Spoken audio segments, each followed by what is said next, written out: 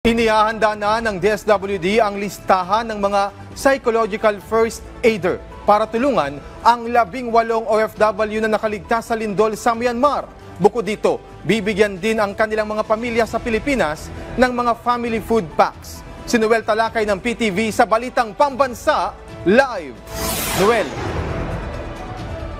Alan, magpapadala ng mga tauhan ang Department of Social Welfare and Development o DSWD sa bansang Myanmar para tulungan ang mga overseas Filipino workers o OFW na lubhang naapektuhan ng lindol doon. Inihayag ng pamunuan ng DSWD na magpapadala ito ng psychological first aider para tulungan ang mga OFW sa bansang Myanmar na lubhang naapektuhan ng 7.7 magnitude na lindol doon. Ayon kay Director Maria Isabel Lanada ng DSWD Disaster Response Management Bureau, inihahanda na nila ang listahan ng mga personnel na ipapadala sa nasabing bansa.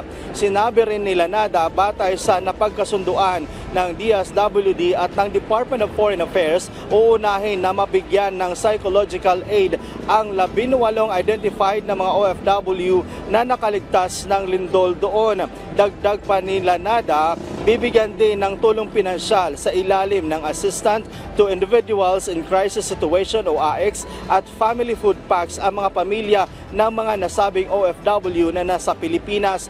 Ang DSWD ay nananatiling nakatuon sa pagsisiguro ng habang nagre-responde ang ahensya sa mga sakuna, tutugunan din nila ang mga pangangailangan at recovery ng mga apektado ng isang sakuna doon. Ayon yan kay Director Lanada ng DSWD. Alan, sinabi rin ni DSWD Director Maria Isabel Lanada na ang pagpadala nila ng mga psychological first aider doon sa bansang Myanmar ay may koordinasyon sa Department of Health. Alan? Maraming salamat, Noel Talakay.